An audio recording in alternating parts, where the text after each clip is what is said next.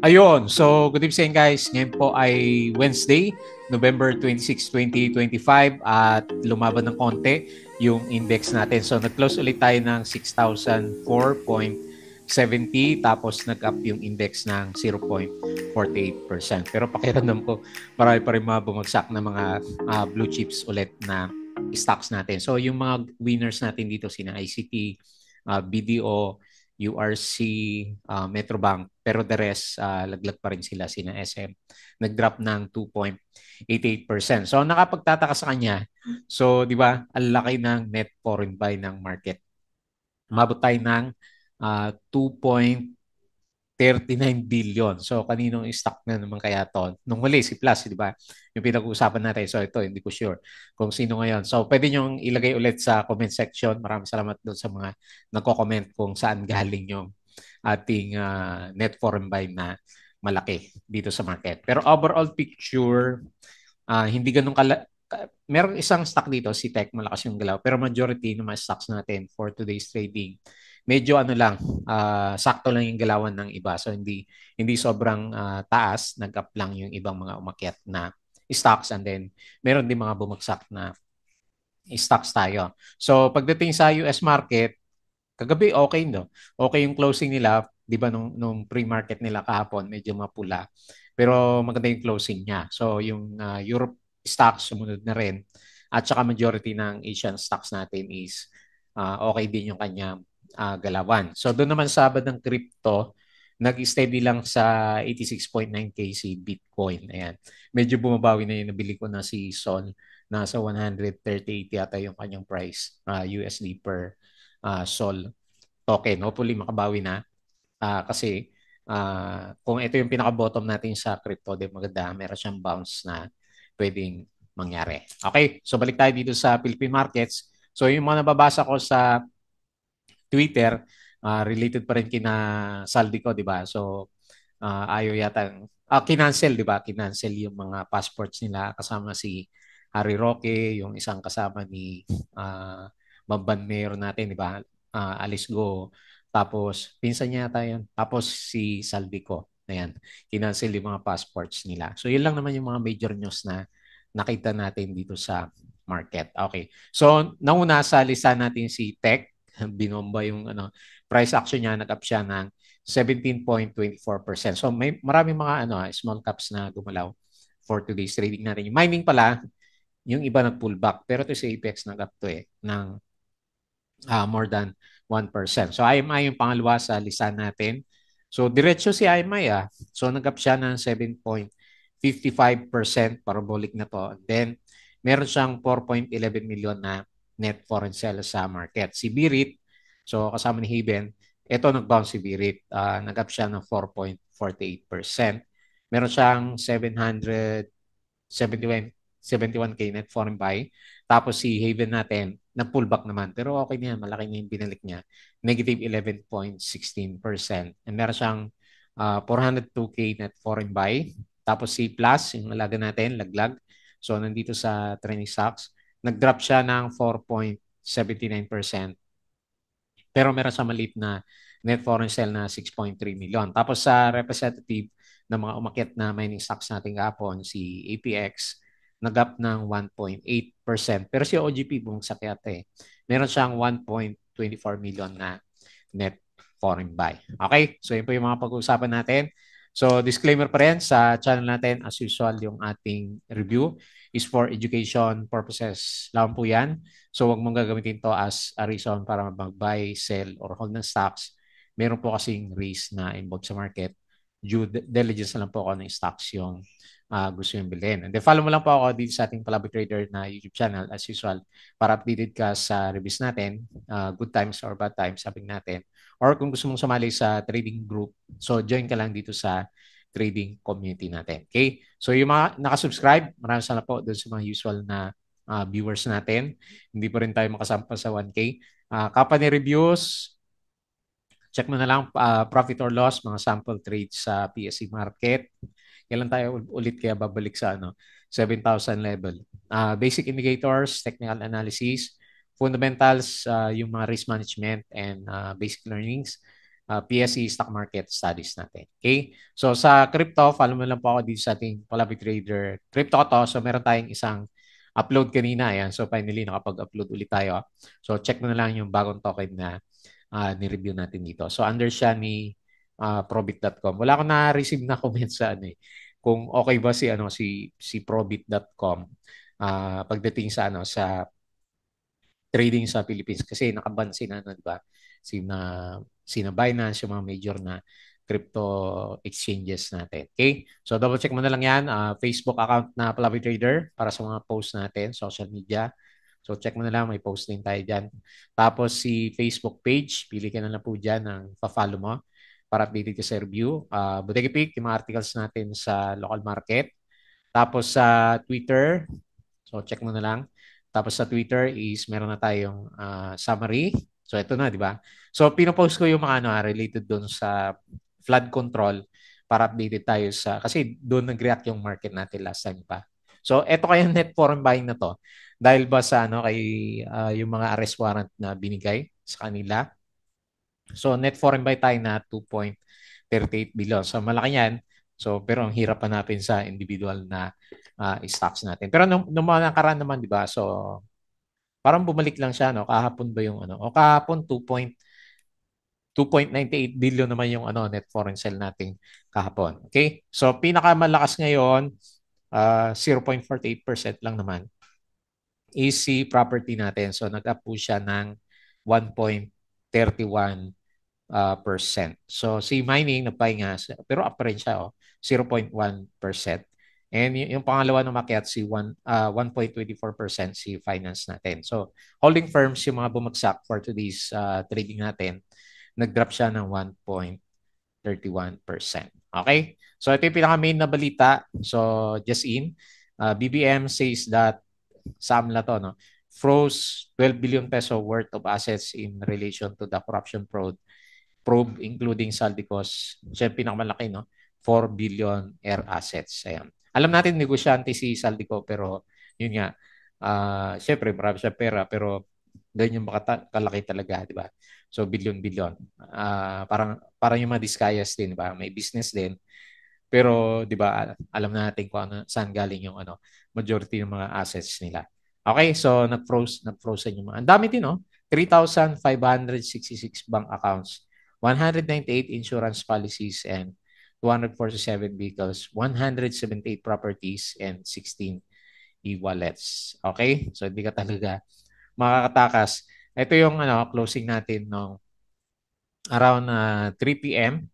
So okay, SMPH yung nag-bounce na siya. So nag-up ng 4.66%, followed by Metrobank 2.69, ICT 1.83, Meralco 1.7%. So mas marami yung blue chips na gumalaw. Pero yung iba bumagsak na. Si E-REITs, ayan, negative 3.44%. Si Plus, negative 4.79. So hindi makalusot sa MA 100.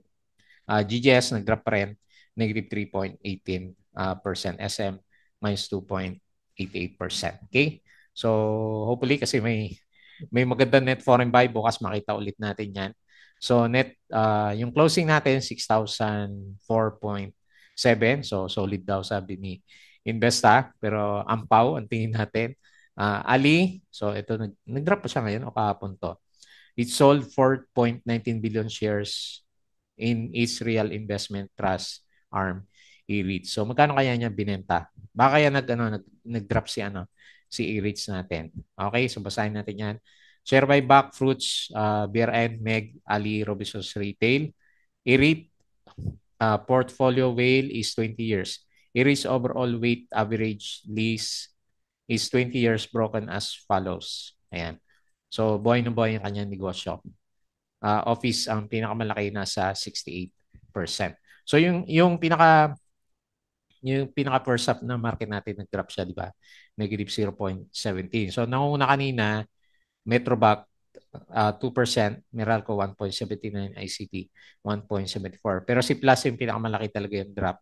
First half pa lang, negative 5%, saka si GGS at saka si Ali and Aries 3% yung kanilang drop naman. Okay? So walang gustong bumili kasi na foreigner sa kanila. So ATI posted 4.26% year-over-year growth in third quarter. Si Mrs. Yin, hindi natin masyadong napapansin, grew its Q3 2025 net sales to 9.91 billion. So AC wins Global Sustainability Award.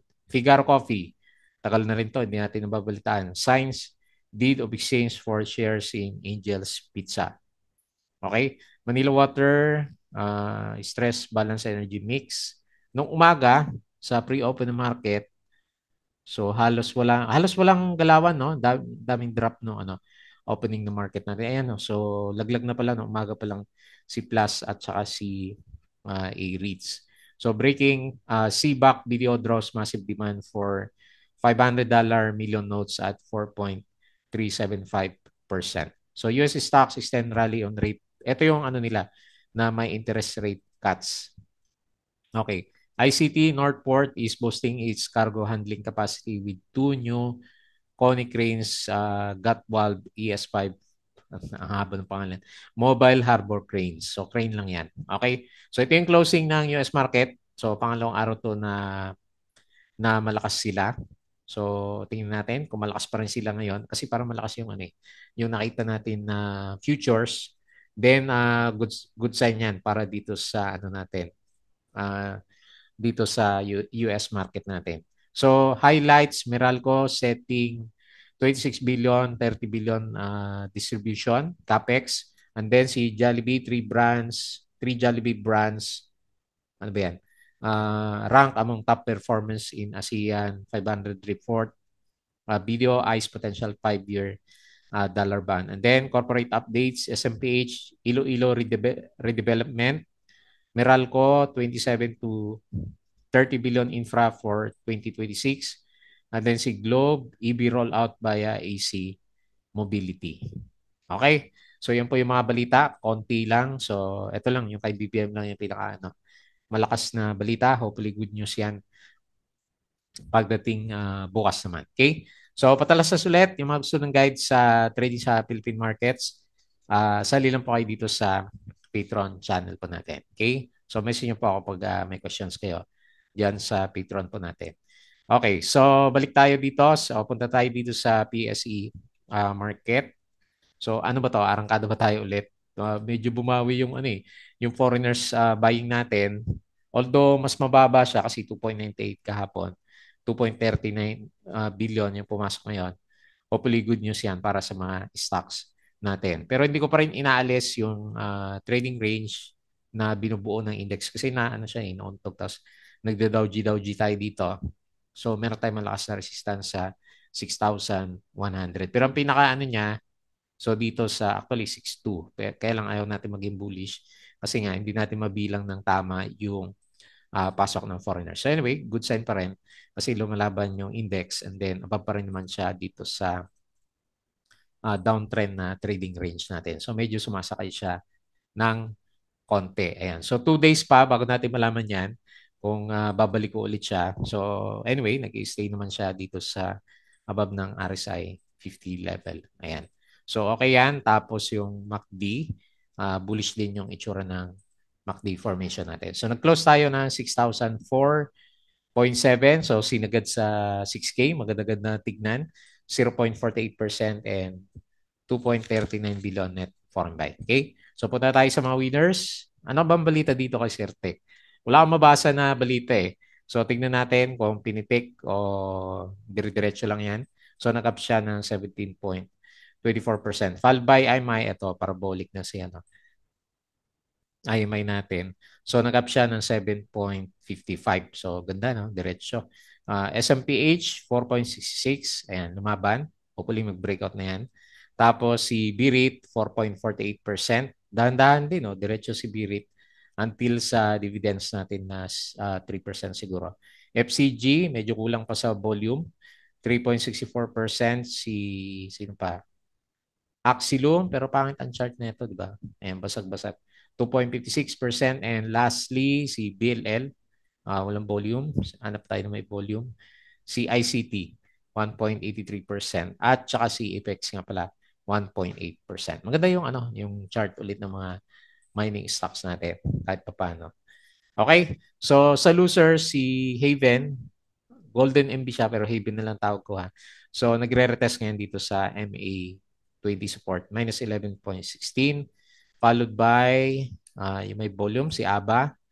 Minus 6.4%. Kala ko okay na to si ABA. So, biglang drop. Tapos, si Plus, minus 4.79%.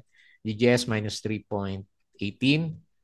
And then, sino pa? Wilcon, minus 3.11%. Si Web, nag-drop din pala ng 3.09%. So, mukhang magre-retest si Web sa pinaka-main na support levels natin. Okay?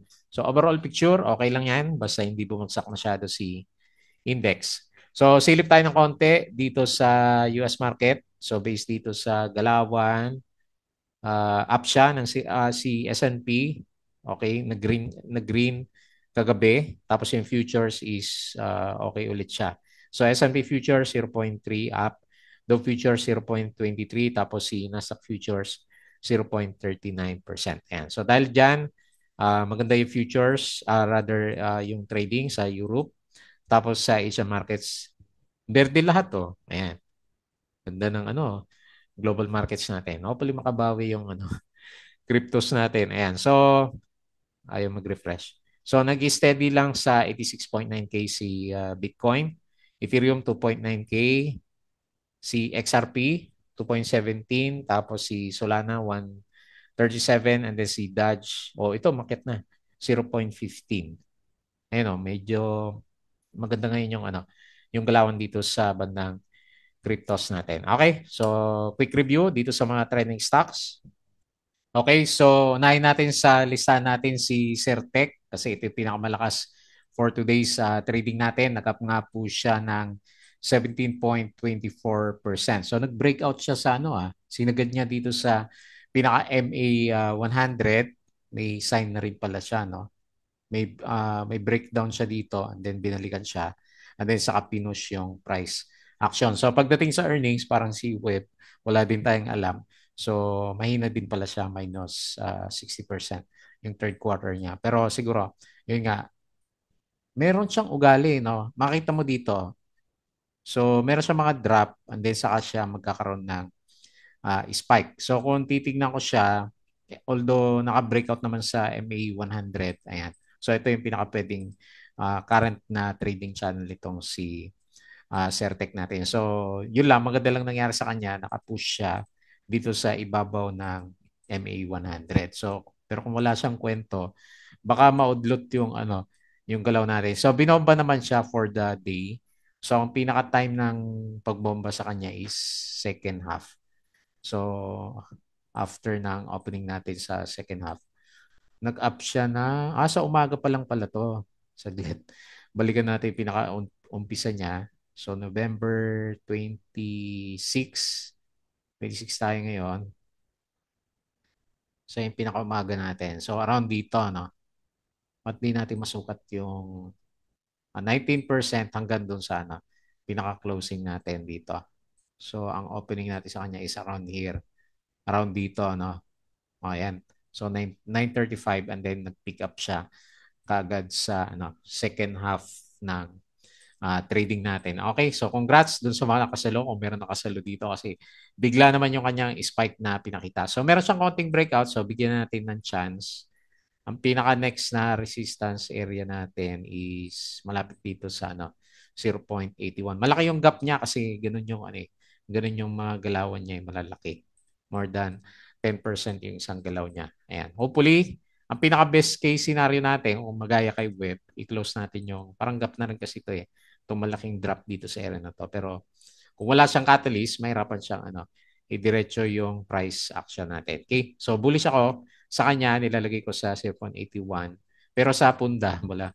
Medyo kulelat sa punda si Certec natin. Price action lang. Okay? So, 0.68 closing and 21.11K net foreign buy. Wala din tayo nakita na pinaka main catalyst niya. Ito si IMI, yung next natin. Ang catalyst niya, yung earnings niya, di ba?